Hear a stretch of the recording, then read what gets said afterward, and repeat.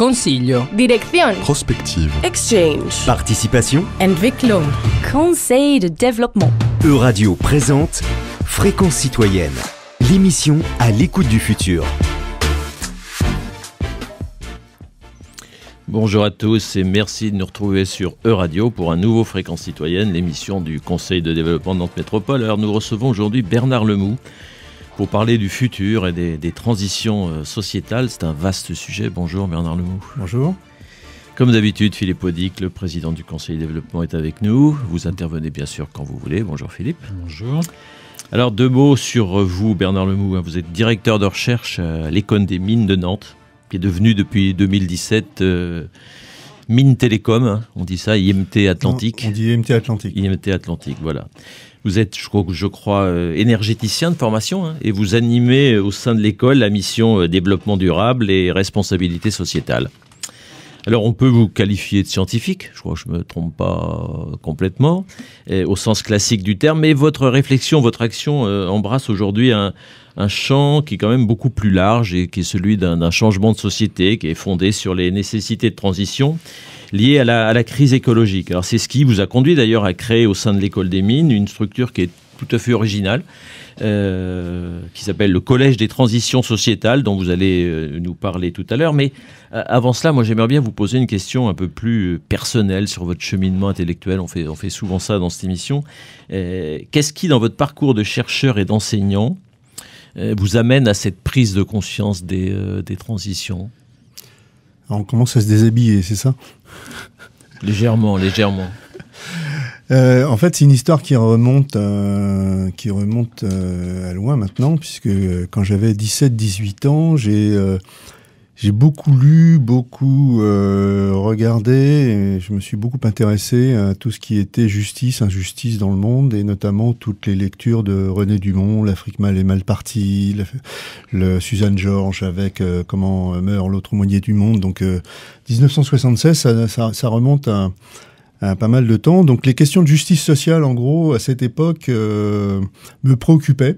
Et puis je me suis fait embarquer par le système éducatif, où je me suis retrouvé effectivement dans la recherche, à travailler dans le domaine de l'énergie, avec une activité professionnelle assez classique, jusqu'au jour où, animant la T2E, l'association technique énergie environnement, et lors d'un dîner débat, je fais intervenir Serge Planton. Serge Planton, qui était à l'époque responsable du groupe de recherche climatique à Météo France. Donc ça fait un moment, ça fait depuis 2006, et en 2006, il projette un certain nombre de planches, il tient un certain nombre de propos, argumentés forcément, parce que c'est quand même un scientifique, et il annonce pratiquement la fonte de la banquise dans les années 30, 40, des impacts climatiques très forts, et ça a été un peu pour moi le déclencheur côté écologique. Que je n'avais pas, parce que je ne suis pas tombé dedans quand j'étais petit, comme vous l'avez compris au début, plutôt le volet social. Et ça a été vraiment une découverte, un choc pour moi en 2006 de voir la situation dans laquelle on était. Vous êtes dans l'affiliation, on va dire, Club de Rome un peu, c'était ces années-là, les années 70 ? Oui, mais sans avoir connaissance de ces travaux, parce que je suis assez vite parti en Afrique travailler aussi. Voilà, donc j'ai pas plus creusé que ça à l'époque. D'accord. Pour les plus jeunes auditeurs, on peut rappeler que René Dumont était le premier candidat, on peut dire écologiste, voilà, à une élection présidentielle. C'était en 1974. Donc ça remonte déjà à quelques années. Alors, effectivement, aujourd'hui, il y a un nouveau mot qui est apparu, hein, qui est le mot de transition, qui finalement est assez récent dans le débat public, mais il est partout et on le définit sans doute pas toujours très bien. Là, on a d'abord parlé de transition énergétique, hein, il s'agissait de passer des énergies fossiles aux énergies renouvelables, mais le mot est devenu transition écologique au fil du temps. Le développement durable, qui est un mot qui paraît déjà presque ancien. Je pense qu'un certain nombre de gens ne se souviennent plus du mot Agenda 21, qui a pourtant beaucoup occupé l'actualité à un moment. Et le mot le développement lui-même est interrogé aujourd'hui. Alors, certains ont même dépassé le stade de la transition, puisqu'ils annoncent déjà l'effondrement. régulièrement. Vous, votre définition de la transition, c'est quoi? Et vous vous situez comment dans ce courant de pensée? Alors c'est un sport français quand même de s'attacher aux mots, mais les mots ont leur importance. Alors à la fois c'est important et à la fois il ne faut pas non plus s'y accrocher. Avant de venir, j'ai regardé un peu sur un moteur de recherche combien de fois revenait le mot transition. En fait, je l'ai trouvé 720 millions de fois contre 250 millions pour le mot développement durable. Donc on voit bien effectivement que le mot développement durable, comme disent un certain nombre de personnes, c'est has-been, comme on dit, et même que ça donne des boutons pour certains. Et même d'ailleurs, on n'en parle plus du tout. Oui, c'est vrai. Voilà. Oui.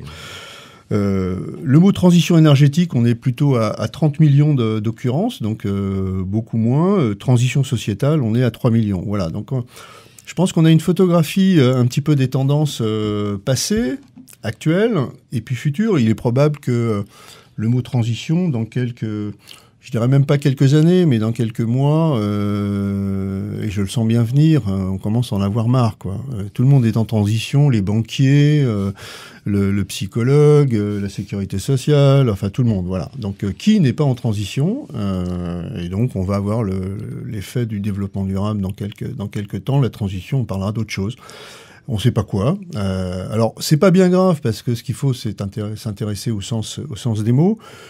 Et je dirais que derrière le mot transition, si on le laisse tomber, il y a 2 points. Il y a la vision. Transition pour aller où? Donc ça me paraît important d'échanger sur la vision. Et quand les uns et les autres parlent de transition énergétique, de transition sociétale ou autre, en fait, on parle de choses différentes. On parle de visions différentes, des mondes différents.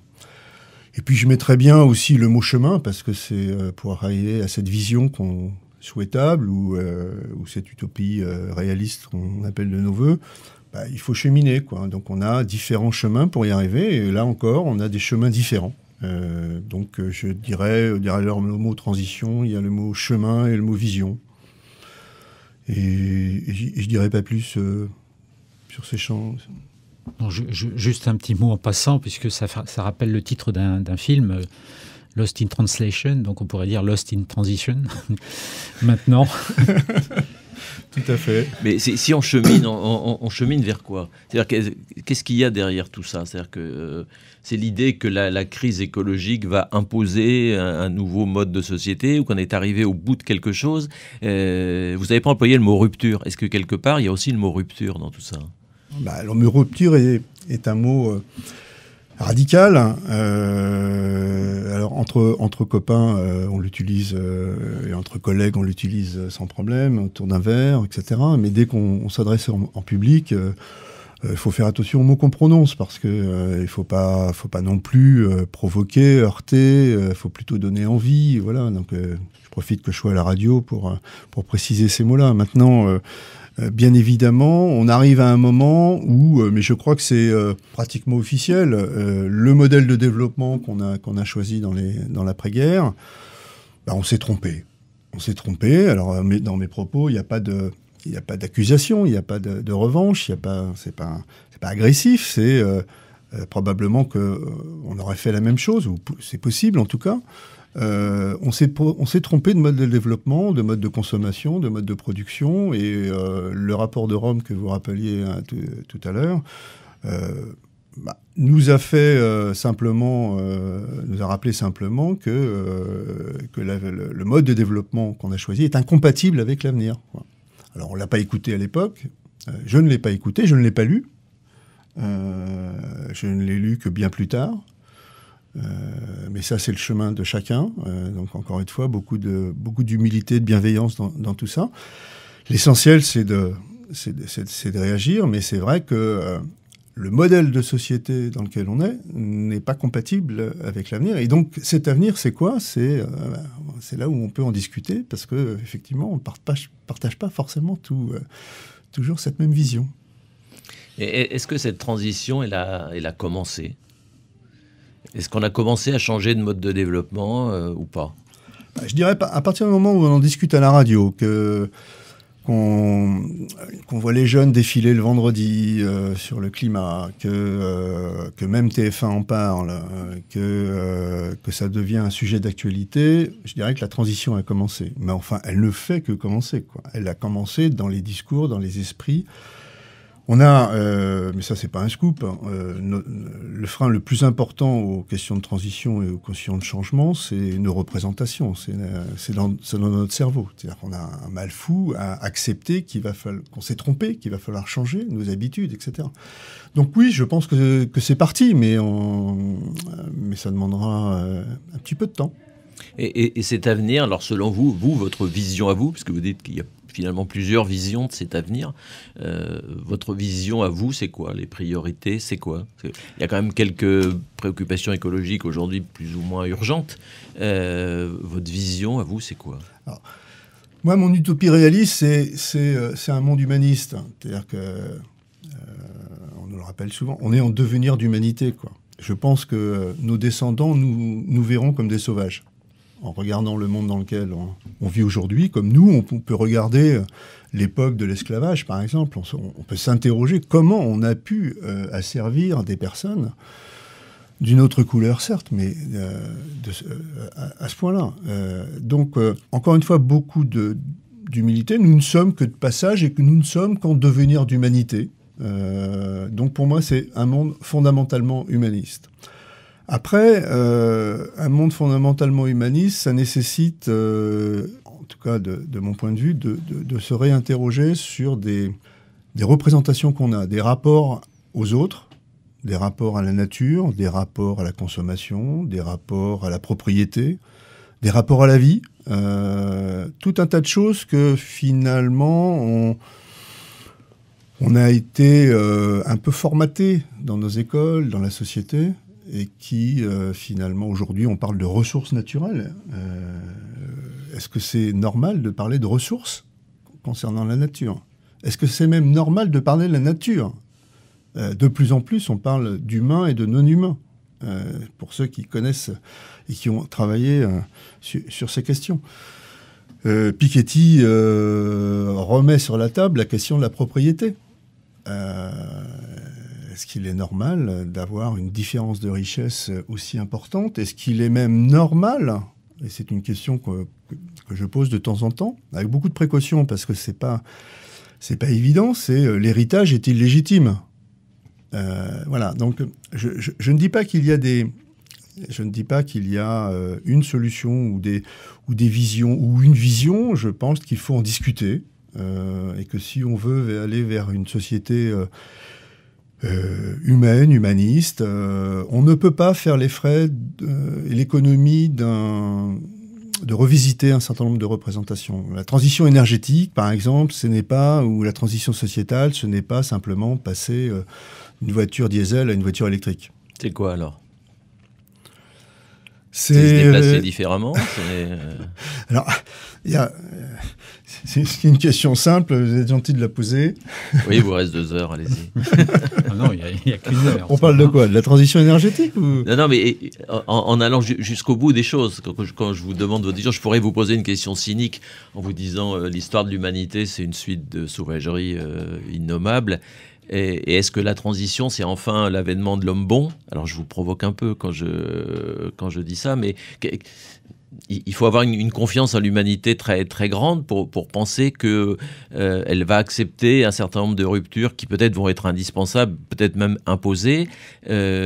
Comment cette humanité-là va accepter effectivement tout ce qu'on dit sur l'énergie, sur la mobilité, sur la manière de vivre, sur la consommation, sur plein de choses. C'est pour ça que je vous donnais le mot rupture tout à l'heure. Alors, j'ai pas dit que les transitions qu'on conduit actuellement ou qui émergent vont conduire à l'homme bon ou à l'humanisme dont on parlait tout à l'heure. Pour dire les choses très crûment, il est probable qu'on ne sera pas au rendez-vous de l'histoire, que ce soit de la question climatique, de la biodiversité ou de l'ensemble des sujets. Donc, probablement qu'on ira sur un certain nombre de ruptures, comme vous dites, qui permettront ou qui conduiront à rebondir derrière. Mais l'histoire n'est pas, comme on le sait, linéaire. Elle est faite, comme vous le dites, de ruptures. Et il est probable qu'on passe, encore une fois, par des ruptures avant de rebondir sur d'autres trajectoires. Parce que ce chemin vers la transition, il n'est pas forcément pavé de roses pour tout le monde. Il peut même être difficile, peut-être. Il sera probablement difficile, oui. Oui. Ouais. Et pas forcément pour ceux qui sont à l'origine, en plus. Et pour ça, on peut compter quoi? Sur les jeunes générations, davantage ou Oui et non, je pense que ça concerne... Faut arrêter de dire, oui, les jeunes générations vont se mobiliser, c'est à eux de prendre leur relais, c'est à eux de se mobiliser. Bon, c'est un peu facile, quand même. Nous qui, pour un certain nombre d'entre nous, savons, qui avons quand même un certain nombre de moyens pour vivre, je pense qu'on a une responsabilité beaucoup plus forte de s'engager et de faire en sorte de faire notre part, quoi. Donc je n'opposerai pas et je ne dirai pas c'est aux générations futures de prendre leur lait ou aux jeunes, mais il faut être avec eux, quoi. C'est une prise de conscience qui est générale, qui n'est pas liée forcément à une génération. Oui, moi j'en vois pas mal de jeunes, alors ils ne sont pas forcément représentatifs de la jeunesse dans l'école, mais... Vous avez tout. Alors ça évolue d'année en année, hein. C'est-à-dire qu'il y a 10 ans, quand on a mis en place des espaces ouverts aux enjeux de société, j'avoue que je parlais un peu dans le désert, quoi. Il y avait quelques oasis dans l'amphi qui réagissaient, en particulier des filles, mais les garçons, c'était quand même un peu dur, quoi. Et d'année en année, on peut dire que ça bouscule. Et aujourd'hui, on a assisté l'an dernier à notre première grève du climat de la part des étudiants d'une école des mines, ce qui est absolument révolutionnaire. Oui, c'est pas leur devant culture, l'école, en ils étaient que 50, mais c'était fantastique. Et qu'est-ce qu'ils réclamaient alors? Que comme réclament les jeunes, que le gouvernement, parce qu'on est encore sur des schémas un peu classiques, c'est qu'on attend tout des autres, quoi. Donc que le gouvernement prenne enfin les bonnes décisions pour apporter des réponses aux questions climatiques et aux questions de société. Donc ceci dit, on ne peut pas leur en vouloir. Je veux dire, ils démarrent un peu dans la vie, ils savent pas aussi qu'on peut prendre leur lait et qu'on peut porter des projets par nous-mêmes. Mais c'est déjà un sacré gap. Et on peut juste, oui, par rapport à cette interpellation du gouvernement, on peut dire qu'en Chine, par exemple, un sujet que je connais un petit peu, il y a un règlement qui dit qu'au-delà de 38 degrés, les salariés seraient dispensés d'aller travailler. Mais c'est l'État qui dit s'il fait 38 degrés ou pas. Donc... je ne sais pas si le gouvernement français peut faire mieux que le gouvernement chinois, mais ça interroge. On a aussi une réglementation en France qui dit qu'au-delà d'un certain nombre de degrés, on peut exercer le droit de retrait. Alors, ce n'est pas uniquement sur la température, mais sur d'autres normes. Oui, il a déjà été exercé d'ailleurs oui, tout à fait, dans certains cas. Oui. Bien, sur ces considérations très générales, on va prendre une première pause.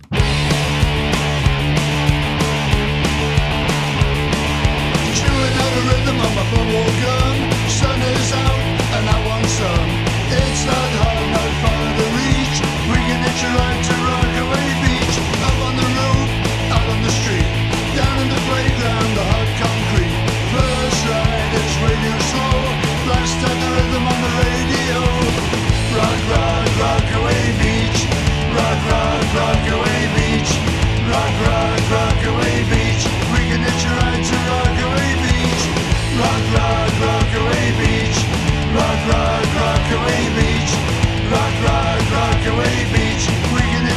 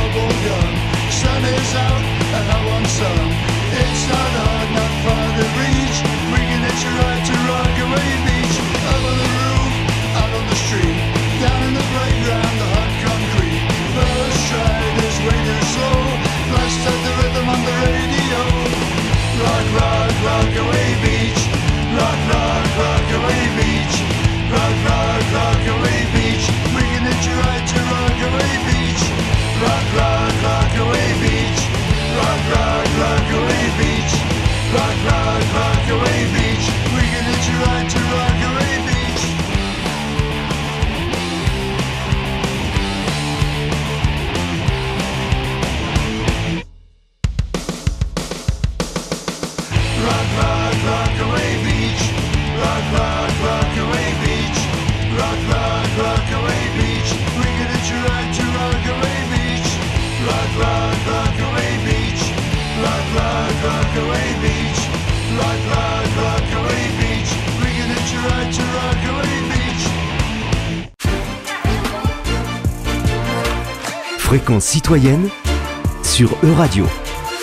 Toujours sur Fréquence citoyenne, qui reçoit aujourd'hui Bernard Lemoux, directeur de recherche à l'IMT Atlantique. Nous parlons de transformation sociétale et après avoir évoqué les diverses formes de transition qui sont nécessaires dans l'état où nous sommes actuellement, la question qu'on va aborder aujourd'hui avec Bernard Lemoux, maintenant, c'est celle de ce que lui, en tant qu'enseignant, en tant que chercheur, fait pour être au-delà du discours dans une certaine concrétisation d'action.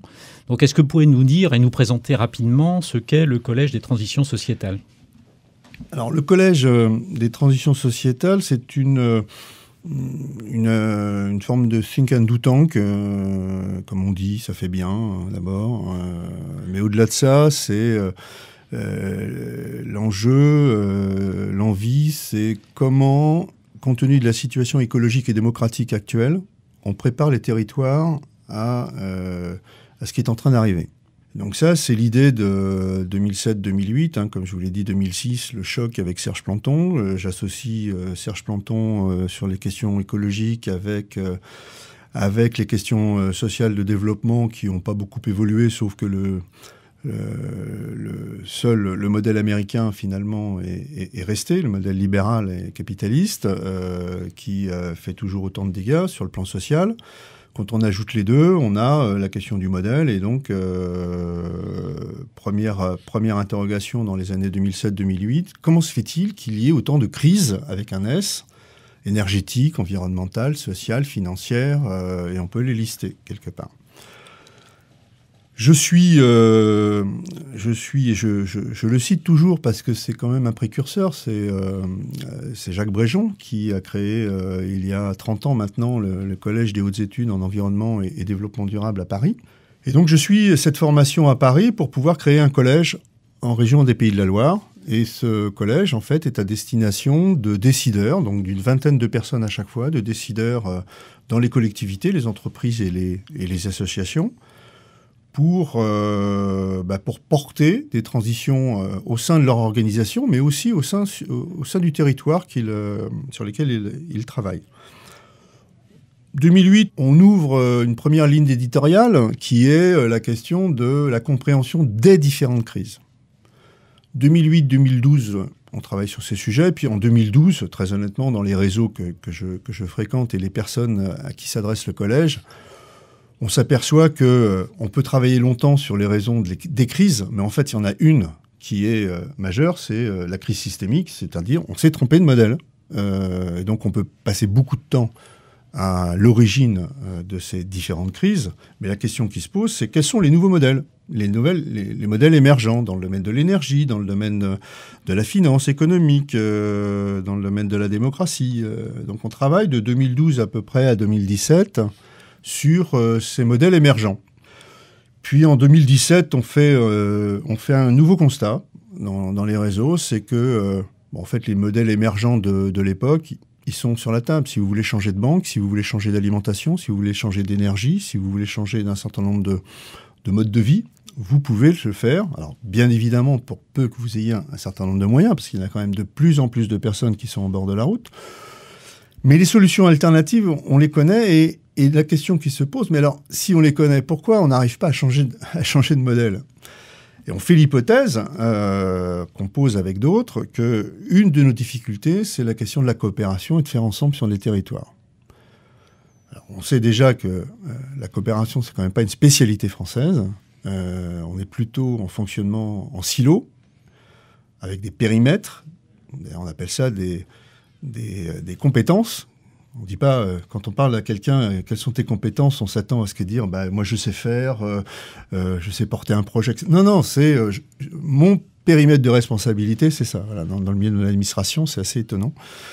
Et donc la question qu'on pose, c'est comment on fait ensemble? Si on partage une vision assez dramatique de la situation, comment on porte des projets sur nos territoires, que ce soit au niveau intercommunalité ou communal, pour préparer l'avenir.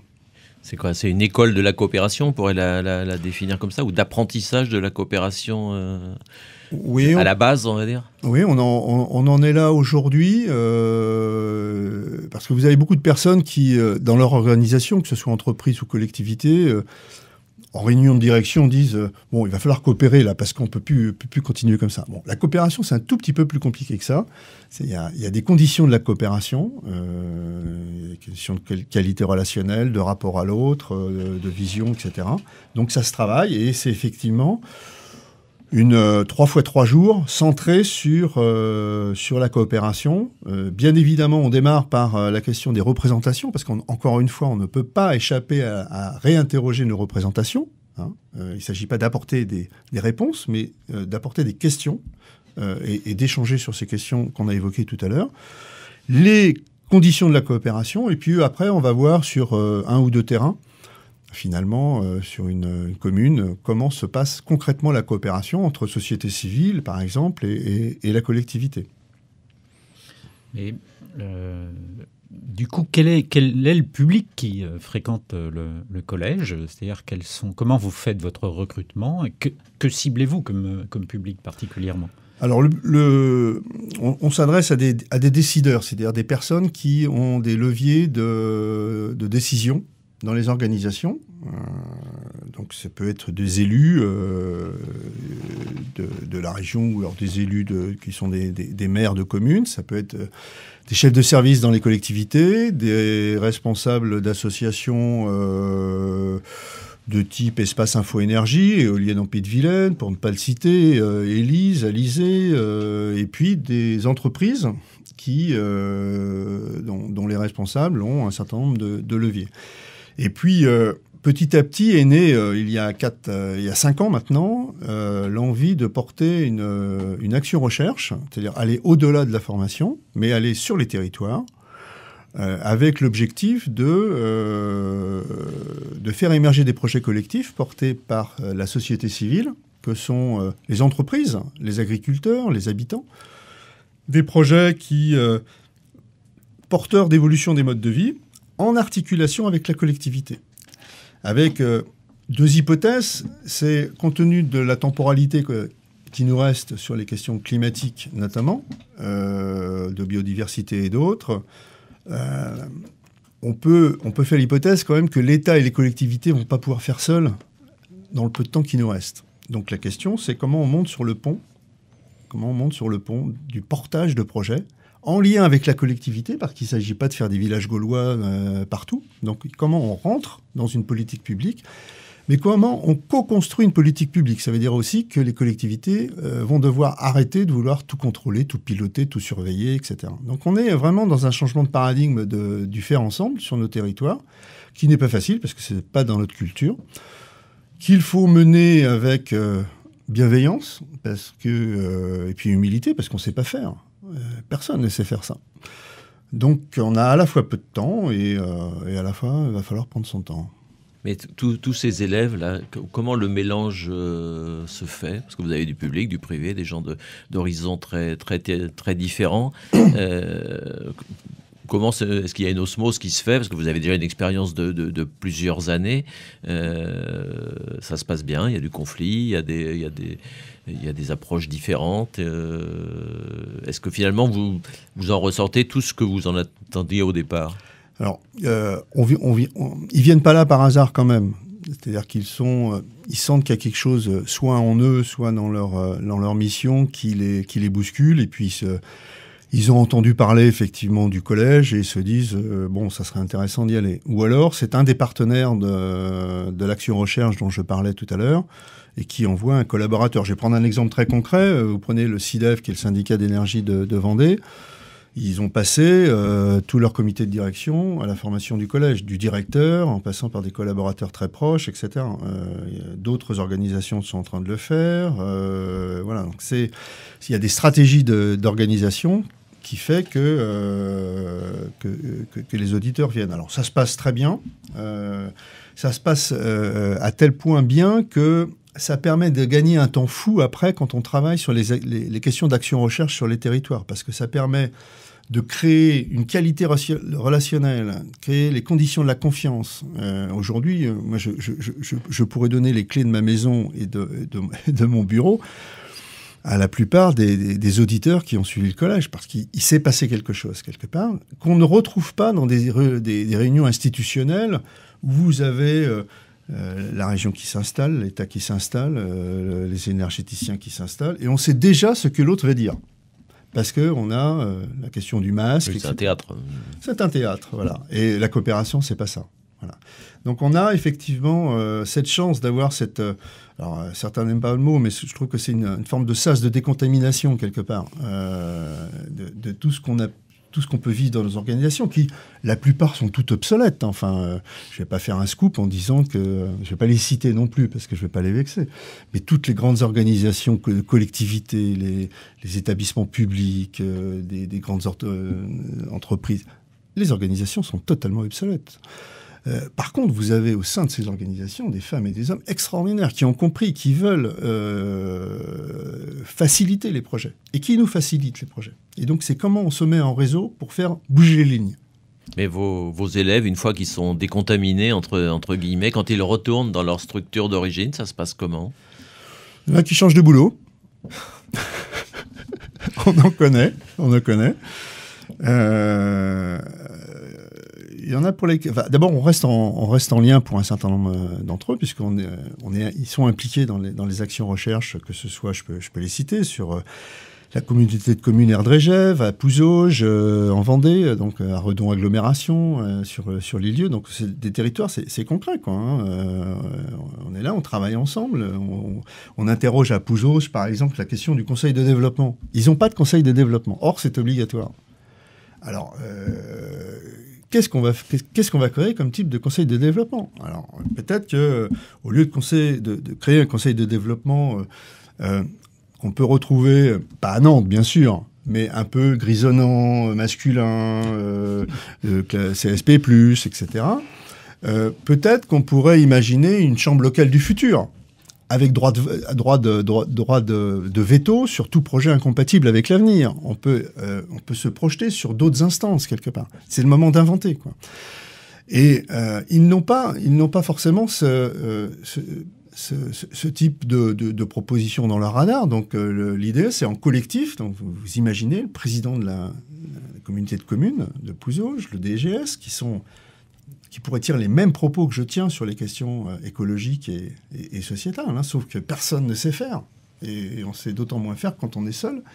Ben, vous avez le CPDL, Énergie Citoyenne en Pays de la Loire qui est là, vous avez Élise, un espace Info-Énergie qui est là, vous avez Enedis, vous avez GRT Gaz, vous avez le collège, voilà, et on co-construit quelque part ce que pourrait être une feuille stratégique du territoire, sachant que bien évidemment, c'est eux en dernier lieu qui prennent les décisions, etc. Mais alimenter en idées, propositions, c'est d'une richesse extraordinaire. Et ça, en plus, dans un climat fantastique. Philippe? Oui, juste une question. Est-ce que vous pensez que vous avez eu des gilets jaunes dans les dernières promotions du collège? Non, alors derrière cette question, je vois bien... il n'y a pas de personnes en précarité, il n'y a pas de pauvres, il n'y a pas de personnes en difficulté non plus. Pour plein de raisons. Il y a beaucoup d'organisations travaillent avec eux sur ces questions-là. Je fais aussi l'hypothèse que, pour le peu de temps que nous avons devant nous, essayons de travailler avec ceux qui sont déjà au pouvoir. En pratiquant le rapport de force bienveillant. Puis vous avez d'autres raisons, beaucoup plus pragmatiques. J'en connais pas. Voilà. C'est pas dans mon radar. Je saurais pas faire avec eux. Le langage que j'utilise probablement n'est pas le bon. Par contre, je sais que quand je parle à d'autres populations qui sont un peu plus aisées, ça passe mieux. Voilà. Il y a plein de raisons. Ok. Est-ce que le collège a des projets de création de filiales, d'autres collèges, d'accompagner de la création d'autres collèges équivalents ou est-ce qu'il en existe déjà d'ailleurs Et d'accueillir un plus grand nombre d'élèves, pourquoi pas. Je ne sais pas si le mot élève est juste d'ailleurs. Non, on les appelle les auditeurs parce que la moyenne d'âge c'est quand même entre 35 et 55 ans, quoi. Donc c'est des grandes filles et des grands garçons. Notre périmètre c'est plutôt les Pays de la Loire, hein, considérant qu'au niveau international et national, je dirais la temporalité est un peu éloignée devant nous, c'est un peu tard. Je dirais également que si on nous pose des questions, et on m'en pose des questions là actuellement sur la région Rhône-Alpes, j'ai un ami qui aimerait bien créer un collège, donc je lui dis comment on procède, mais je n'irai pas non plus m'investir trop sur le sujet. Non, je pense que l'ambition là dans les 2-3 ans qui viennent, on a 30 partenaires quand même, collectivités, entreprises et associations dans le collège, c'est d'en faire un commun territorial. C'est comme c'est un espace tiers, quelque part. On se parle, et pas n'importe comment. On s'écoute, et pas n'importe comment. Et l'idée, c'est si les partenaires considèrent que ce collège est important pour préparer l'avenir, eh bien, faisons en sorte qu'il devienne véritablement un objet commun, un commun territorial, et mettons la gouvernance en relation avec cet objectif. Parce qu'il ne vous a pas échappé, mais ça c'est vrai à tout projet, quand on crée ex nihilo un projet comme le collège, comme je l'ai fait, c'est très personnalisé, c'est incarné. Donc la question centrale, c'est comment on fait pour se séparer de Bernard Lemoultre, quoi. À la fois sur le collège, mais à la fois sur la Fulchentrerie, on en parlera peut-être, et sur d'autres projets. Mais c'est inhérent à tout projet. Il y a la création, le développement, et là, on rentre dans la phase de consolidation et d'appropriation par le plus grand nombre, et l'enjeu, il est d'en faire un commun. Juste pour terminer sur ce plan-là, vous avez évoqué les 30 partenaires qui sont derrière le collège. De mémoire, la Bretagne y est. L'IMT Atlantique est biterritorial, si je puis dire. Enfin, donc, est-ce que vous élargissez au-delà des Pays de la Loire ou pas? Non, la Bretagne n'y est pas, en fait. On est, IMT y est, donc pas, et donc Brest aussi, mais globalement, on est vraiment territorialisé et ça prend déjà énormément de temps. Donc, on serait incapable d'aller en Bretagne sur ces questions, même si on échange. J'étais encore à Rennes pour des interventions ponctuelles, mais c'est reste ponctuel. On va prendre une seconde pause musicale.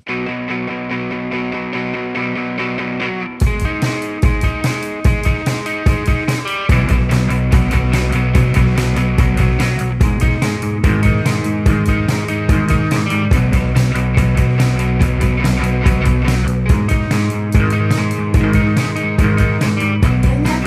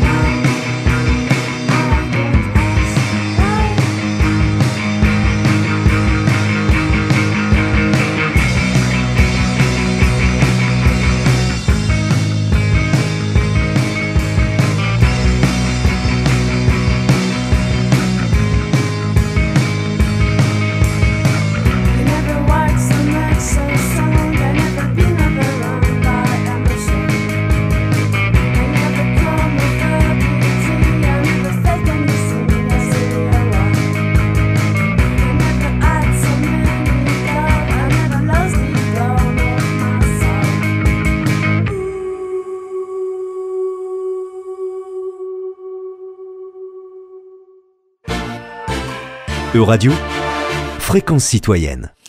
Vous êtes toujours sur Fréquence citoyenne et nous sommes toujours avec Bernard Lemoux. On a parlé du Collège des transitions sociétales qui lui permet de sensibiliser un certain nombre d'acteurs de territoire aux problématiques et à l'évolution du système. Mais en même temps, Bernard, vous êtes aussi animateur d'une association qui a été créée sur le petit territoire de la Chantrerie et qui réalise un certain nombre d'opérations concrètes, évidemment s'inscrivant dans cette évolution du système. Vous pouvez en dire un petit mot ? Oui, bien sûr. Donc c'est un territoire au nord de Nantes, pour ceux qui connaissent, c'est coincé alors agréablement à l'ouest par la rivière qui est l'Erdre, au nord par la ville de Carquefou, et puis par une tranchée qui est représentée par une autoroute. Donc c'est très très bien délimité. Il y a à peu près 4000 salariés, 4000 étudiants et un peu plus de 1000 habitants. Donc une petite ville en gros de 9000 habitants. Et il y a 10 ans, sur ce territoire un peu délaissé par la collectivité, bien qu'elle promeuve la construction de bâtiments, personne ne se parle en fait. Les responsables d'établissement, les directeurs se retrouvent à la métropole, se retrouvent à la région, se retrouvent à Paris. Mais personne ne se parle sur ce territoire. On y vient uniquement pour travailler. Et puis on repart le soir. Et je propose, il y a 10 ans, un projet à entrée économique. Donc de 10 ans, vous remettez, 2008 à peu près. Quand même la crise énergétique, le baril à $140. Et je propose aux partenaires de la Chantrerie, enfin aux membres de la Chantrerie, aux entreprises, un projet de chaufferie bois et de réseau de chaleur. Et là, tous les indicateurs sont au vert, forcément. C'est fantastique, avec une aide de l'ADEME, l'Agence de l'environnement et de la maîtrise de l'énergie, d'environ 50%. Enfin voilà, tous les indicateurs sont au vert. Et je me tourne vers mes amis de la collectivité, la métropole, en leur disant, bon, bah, écoutez, moi je travaille dans une école d'ingénieurs, c'est quand même pas mon job de faire du développement territorial, c'est une chaufferie bois, c'est structurant, donc prenez le relais en délégation de service public. Et là, pour des raisons que je développerai pas ici, mais des raisons que je peux comprendre, ils ont dit, écoute, ton projet il est super, mais les élus n'iront pas sur une délégation de service public. Et donc là, on a eu le choix entre soit arrêter tout, ou soit créer ex nihilo une structure juridique qui permettait de porter ce projet. Donc je vous raconte ça parce qu'en fait, c'est ce qui a déclenché tout le reste et qui rejoint nos actions au niveau du Collège des transitions sociétales, du programme d'action recherche. On a créé une structure juridique qui s'appelle la Chantrerie, dans laquelle, donc privée, c'est une structure privée, une association privée d'établissements publics, ce qui est assez cocasse, pour porter un projet de chaufferie bois et de réseau de chaleur, qu'on a mené à une vitesse incroyable du dire des collectivités, sans dépassement financier. Tout le monde était hyper content, à tel point que de part et d'autre, que ce soit collectivité ou les acteurs de la Chantrerie, tout le monde s'est dit « Waouh, on a fait quelque chose ensemble ». Et waouh, c'est la première fois qu'on voit un collectif d'organisation porter un projet qui répond exactement à une politique publique. Et du coup, c'est devenu un modèle. C'est devenu le modèle un peu de l'action recherche. C'est devenu un peu le modèle du collège. C'est la question comment des collectifs, alors d'entreprises là, comme les nôtres, mais aussi d'agriculteurs, d'habitants, portent des projets aussi pertinent dans le cadre d'une politique publique sans que la collectivité soit systématiquement là, porte, etc., avec toutes les questions de temporalité qu'on leur connaît. Et donc, du coup, de notre côté, à la Chantrerie, on est parti d'un projet économique avec une composante environnementale. Chaufferie bois, c'est quand même intéressant sur le plan du CO2. On est parti de ce projet économique et aujourd'hui, on est sur un projet où on essaye d'inventer les modes de vie du XXIe siècle sur la mobilité, sur les déchets, sur l'agriculture, la biodiversité, la convivialité et le faire ensemble, la surveillance et sécurité. Et puis, bien sûr, on continue sur l'énergie. Donc, on va avoir effectivement un certain nombre de projets qui sont liés au mode de vie que je viens de citer. Comment on fait évoluer ces modes de vie au regard du champ de contraintes sociétales qu'on a discuté auparavant, donc des questions de réchauffement climatique, mais aussi des questions de biodiversité, des questions de santé avec l'alimentation. Voilà, on est en collectif sur ces questions-là. On se voit entre responsables d'établissement tous les 2 mois en petit-déj où on fait le point sur les projets, mais on en profite pour ajouter une couche en refaisant le monde, qui fait du bien quand même par rapport à cette sinistrose. Et derrière ça, parce que j'ai annoncé mon départ dans l'année prochaine au niveau de la Fulch-Entrerie, donc ça fait 2 ans que je l'ai annoncé, on met en place, et ça rejoint aussi ce qu'on traite au niveau du collège et de l'action recherche, les questions de gouvernance. Comment faire évoluer une organisation collective après son créateur, comme dirait l'autre. Donc la question, avec beaucoup d'humilité, est posée. Donc je les ai emmenés sur la question donc, des compétences. Quelles compétences vous verriez pour le successeur? Et puis, faut-il un successeur? Est-ce que c'est pas plutôt un collectif qu'il faudrait? Et puis, je leur ai dit, peut-être qu'on peut aller sur la question de l'élection sans candidat, parce que parmi vous connaissez, on peut peut-être faire un peu de sociocratie, là. Vous savez qui serait capable de porter ou pas. Donc, alors j'ai eu des gros yeux tout d'un coup d'un certain nombre d'établissements qui disaient, c'est quoi ce truc-là, l'élection sans candidat? C'est pas possible, ça marchera pas. Voilà, donc... Et puis finalement, ils se sont prêtés au jeu. Donc on est en plein processus et l'année prochaine, on prendra place. Alors, quelqu'un qui prendra la suite, mais d'office, il fonctionnera en collectif. C'est-à-dire qu'on n'est plus sur la personnalisation.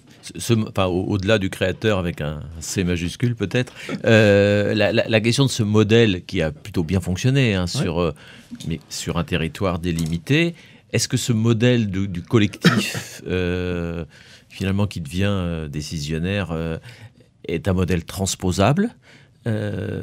Comment, à une échelle un peu plus large, on fait fonctionner ce type de modèle? Et est-ce que c'est ça, la nouvelle organisation démocratique? Alors, là, je vais refaire un pas de côté avec l'action recherche. La question de l'émergence des projets collectifs sur les zones d'activité. Parce que c'est bien le cas dont il s'agit. On a pas mal documenté ces 3 dernières années les processus de création de ces dynamiques collectives. En fait, sur les zones d'activité, le point de départ, c'est un projet économique. Il faut que ça parle au chef d'entreprise. Là, c'était une énergie moins chère que ce qu'on payait avant. Alors bien sûr, elle était verte, elle était belle, il y avait de la géopolitique en jeu, etc. Mais ce qui les intéressait, les secrétaires généraux, c'était que c'était moins cher. Et puis, ils voulaient la ceinture et les bretelles. Donc, premier projet, c'est le projet économique. Et puis après, à force de se pratiquer, de se connaître, bon, globalement, entre nous, vous le répétez pas à la radio, mais tout le monde s'emmerde dans son entreprise. Hein. C'est le quotidien. C'est le quotidien. Il y a du développement, mais qu'est-ce que ça fait du bien de porter des projets, d'aller sur des projets un peu collectifs, un peu impertinents, etc. Donc voilà, c'est un modèle qu'on retrouve ailleurs. Vous prenez le site de la Chevrolière où il y a Armor, par exemple. Armor, c'est exactement la même chose. Ils ont démarré par un projet économique qui portait sur les déchets. Ils ont continué un peu sur un projet d'énergie. Ils ont fait un pique-nique. Et 1 an après, ils étaient entre chefs d'entreprise à faire une visite du site avec la LPO pour voir quelles étaient les espèces sur leur site. Jamais... On leur a dit au départ qu'ils allaient faire une visite avec la LPO. Ils auraient dit, mais ça va pas, non, on est quand même des chefs d'entreprise, c'est sérieux, quoi. Voilà, donc ça démarre pas par là où on croit. Et en fait, il faut prendre les uns et les autres, que ce soit agriculteurs, habitants ou entreprises, par leurs besoins, leurs préoccupations. Et puis après, l'histoire fait le reste. Alors, est-ce que c'est transposable? Je pense que oui. Ce qu'on a documenté montre aussi qu'il faut quand même une grosse structure qui puisse permettre de mettre du temps à disposition. Armor, par exemple, met du temps à disposition pour le collectif. IMT Atlantique met du temps à disposition. Avoir que des startups sur une zone d'activité, c'est difficile. Voilà. Donc il y a quelques ingrédients et ça fait partie de l'action recherche qu'on porte au niveau du collège. Hein, c'est comment faire émerger ces dynamiques collectives sur les territoires. On travaille à la CCEG, à Pouzauges, à Angers, sur d'autres. On témoigne hein, parce que pour les entreprises, hein, les chefs d'entreprise qui parlent aux chefs d'entreprise, et quelque part je considère que j'en suis un. Je dirige aussi une SAS et autres. Il n'y a pas plus légitime, quoi. Pour revenir sur la transformation sociétale, les ingénieurs, les scientifiques ont quelque part soutenu cette évolution, enfin le système tel qu'il s'est développé au XXe siècle et plus récemment, dans la deuxième partie du XXe siècle. Est-ce qu'aujourd'hui, la technologie et la science peut apporter des solutions dans l'état dans lequel se trouve la planète? Alors je dirais oui, 1000 fois oui, mais non. Développer le mais non. Bien sûr qu'on a besoin de la science et de la technologie, et ce qui est effarant aujourd'hui, c'est qu'il y en a qui nient les résultats de la science, et je pense en particulier aux résultats du GIEC. Je suis effaré qu'on puisse remettre en cause les conclusions d'une communauté scientifique internationale.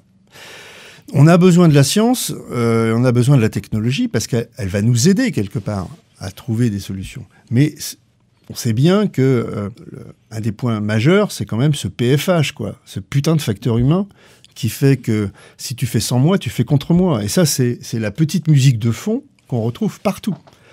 Donc quand je disais au début de l'entretien qu'on a un enjeu écologique et démocratique, en fait, personnellement, je ne sais pas quelle est la première crise qui va arriver. Donc on a absolument besoin de travailler cette articulation entre technologie, certes, mais aussi approche démocratique. On voit bien, prenons un exemple très concret, la question des éoliennes. Bon, on n'aime pas les éoliennes, mais on peut considérer que ça fait partie de l'avenir énergétique français. C'est extrêmement difficile d'implanter des éoliennes sur nos territoires. Et je peux comprendre qu'on n'aime pas les voir, etc. Donc si on y arrive à la mode du XXe siècle en disant « je suis une grande entreprise que je ne citerai pas ici », je vais faire signer des baux à des maires et des agriculteurs pour construire des éoliennes. Vous pouvez être sûr que 15 jours après, il y a une association qui se crée pour contester l'éolienne. Pourquoi ? Parce qu'il n'y a pas de raison que la valeur ajoutée retourne au CAC 40 ou dans les grandes entreprises. Il n'y a pas de raison que les acteurs locaux ne soient pas associés et préparés à cette discussion. Et je vous renvoie aux travaux quand même assez exceptionnels d'éoliennes en Pays de Vilaine qui, pour certains projets, ont décidé de ne pas mettre 5 mâts mais 4 mâts parce que, globalement, ils considéraient que ça faisait, au niveau du paysage, une fracture un peu trop forte et donc ils privilégiaient le paysage à la rentabilité, quelque part. Donc on a absolument besoin de techniques, mais on a absolument besoin aussi d'apprendre à faire ensemble, de s'écouter, d'être bienveillant, de prendre le temps. Est-ce que c'est pas ça le plus difficile ? Est-ce que la transition démocratique, finalement, c'est peut-être ce qu'il y a de plus compliqué ? Parce que si on est face à des échéances écologiques qui sont un peu pressantes, est-ce qu'il peut y avoir des alternatives dans un nouveau modèle de société aujourd'hui ? Alors, je suis d'accord avec vous. La technique, c'est pas très compliqué. Peut-être, on la connaît. On a 10 ans devant nous. On sait exactement, à peu près, quelle technique il faudrait mettre en place pour. Bon. Par contre, on ne sait pas faire. On ne sait pas faire parce qu'il y a, encore une fois, ce PFH, ces questions démocratiques et autres. Alors, c'est une petite musique qui monte actuellement. Je pose la question, d'ailleurs, tous les ans à mes étudiants. Ne faudrait-il pas un régime autoritaire qui puisse enfin prendre les bonnes décisions ? Oui, c'est le débat qui existe chez un certain nombre d'écologistes. Voilà. Et je pose la question depuis 5 ans. Depuis 5 ans, en plénière aux étudiants, donc un amphi de 130 étudiants, je peux vous dire qu'aujourd'hui, on est à 40% à peu près de jeunes qui considèrent que si, il faudrait quand même un régime autoritaire qui prenne enfin les bonnes décisions, quoi. Oui, on peut rapprocher ces chiffres-là des chiffres de la Fondation Jean Jaurès, d'ailleurs, qui interroge les jeunes chaque année. Enfin, je crois que c'est la Fondation Jean Jaurès, je ne suis tout à fait sûr, mais où le système démocratique, chez les jeunes, on s'aperçoit que c'est plus forcément un horizon indépassable, qu'on peut imaginer autre chose, et ça grandit au fil des années, quoi. Complètement, mais alors moi je m'accroche, peut-être que j'ai tort, mais pour moi c'est non négociable. La question démocratique est non négociable, et je renvoie souvent à ce que nous disait Benjamin Franklin, donc je ne sais pas si vous vous souvenez, c'est un politologue américain du 18e là, qui a contribué à la comment on appelle ça, pas la convention, mais à la déclaration des États-Unis. Oui. Il nous disait que si un peuple est prêt à échanger de la liberté contre de la sécurité, il perdra l'un et l'autre. Il ne mérite ni l'un ni l'autre et il perdra les deux. Voilà, donc je partage assez fortement cette idée que il ne faut pas se laisser dépasser par le temps. De toute façon, on ne sera pas au rendez-vous. On ne sera pas au rendez-vous. Donc prenons notre temps pour construire sur notre territoire, créons de la résilience dans nos quartiers, dans nos communes, dans nos intercos, créons du lien social, parce que ce qui est en train d'arriver va être un peu difficile. Et justement, c'est ça la vraie transition, c'est-à-dire se préparer à ce qui va nous arriver. C'est triste de dire une chose pareille, parce qu'il y a 10 ans, j'étais beaucoup plus ambitieux. Je pensais qu'on pouvait changer le monde. Je pense toujours qu'on peut changer le monde, mais probablement après quelques malheureuses ruptures dont on parlait au début, quoi. Et pour les 2 minutes qui nous restent, j'aimerais bien quand vous disiez un mot sur l'association à la transition du mot peur, parce que on parle de transition, on met toutes sortes d'adjectifs, mais il y a derrière tout ça aussi une espèce de peur de quelque chose, peur de ce qui va nous arriver. Pour certains, ça va être peur de la science, pour certains, ça va être peur que le ciel nous tombe sur la tête ou une autre chose, mais ces peurs-là, comment on va les gérer Alors ça, c'est une excellente question. C'est une question qu'on aborde depuis 2 ans au niveau de la formation du collège. Il va falloir qu'on travaille sur soi. Parce que ce qui est en train d'arriver est du lourd. Pour ceux, vous avez prononcé tout à l'heure le mot d'effondrement, il monte en puissance. Soit on fait des conférences, comme on a vu récemment avec un ancien député dont je tairai le nom. Ancien ministre même. Oui, ministre, et conférence que je trouve inacceptable vis-à-vis de son public. Soit on aborde les choses de manière sereine et commence à travailler sur soi. Il va falloir accepter ce qui est en train d'arriver et de travailler sur soi et gérer cette peur. Parce que la peur génère beaucoup de choses négatives, notamment sur les questions de violence. Et autant on a probablement besoin de désobéissance civile pour faire évoluer la démocratie, pour nourrir la démocratie, autant la violence ouvre sur la boîte de Pandore que je ne souhaite pas voir dans nos sociétés.